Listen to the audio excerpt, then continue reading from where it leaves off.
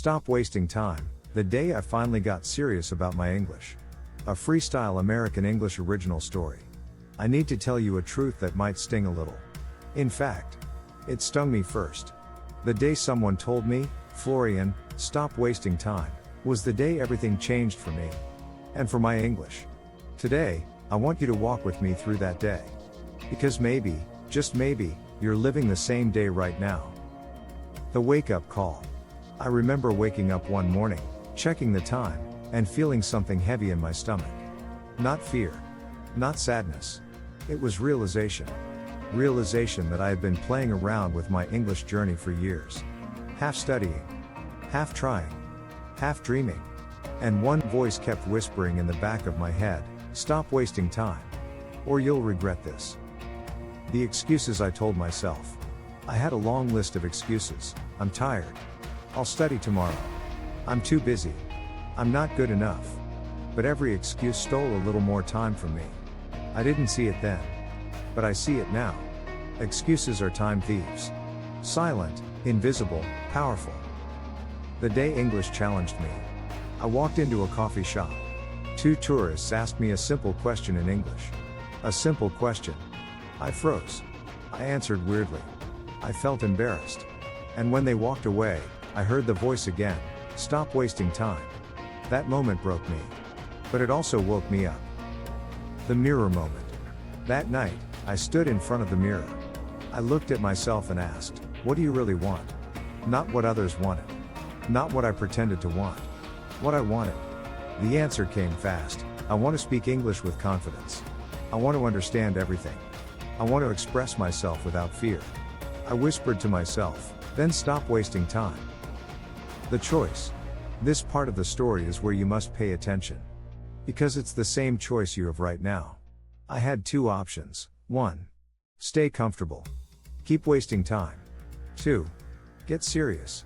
Change my habits. Comfort or transformation. Excuses or growth. A dream. Or a plan. I chose the second one. The plan I made that night.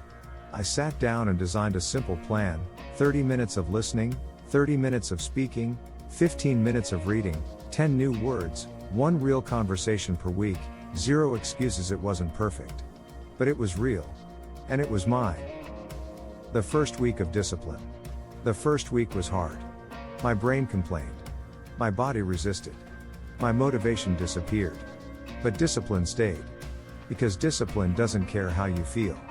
Discipline builds momentum while your emotions scream. That week changed me. When progress became visible. After 2 weeks, something wild happened. I understood more. I spoke faster. I didn't translate in my head. English started to feel natural. People noticed. I noticed. Progress is addictive. The more I saw, the less time I wanted to waste. The breakdown day. But success isn't a straight line. One day, everything fell apart. I made mistakes. I forgot words. I felt stupid. I felt like I was going backwards. That day, I almost quit. But then I remembered the promise I made to myself: stop wasting time. Quitting is the biggest waste of all. So I kept going. The teacher who changed everything. I met a teacher who didn't care how good my English was. She cared about how hard I worked. She told me, "Eric, you don't have a talent problem. You have a time problem.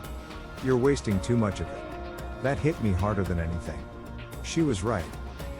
The transformation. In 3 months, I became a different person. Not perfect. Just consistent. My English improved more in 90 days than in the previous 5 years. And the best part? I realized something powerful. Consistency beats talent. Discipline beats motivation. Time beats everyone, unless you use it. The opportunity I would have missed. Then it happened. An opportunity came that required English. A job. A chance. A door opening that I never expected. If I had wasted those 3 months, that door would have stayed closed. English didn't just help me speak. It helped me live. The students I met. I started meeting learners from around the world. People who were dreaming big. People who were hiding their voices.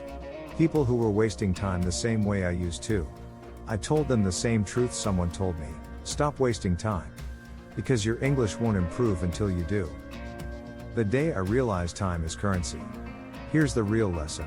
Time is the most expensive currency. You can't save it. You can't buy more. You can't pause it. You can only spend it, and English gives you the best return on your investment. The new life.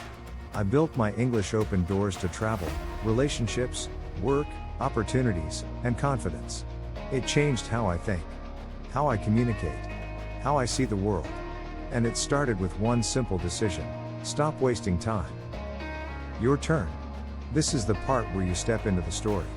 I want you to ask yourself the same question I asked myself: what do you really want? And whatever your answer is, build a plan, not a dream. The challenge. For the next 7 days, watch one English story every day, learn 10 new words, speak for 5 minutes, no excuses, no skipping, no tomorrow. You will change in 7 days, or you won't. And the difference is how you use your time. Final reflection. If you've ever felt stuck, if you've ever felt slow, if you've ever felt behind, it's not because you're bad at English. It's because time is slipping away. And today, that stops. The promise. I'll leave you with the sentence that changed my life: stop wasting time. Your future self is waiting for you.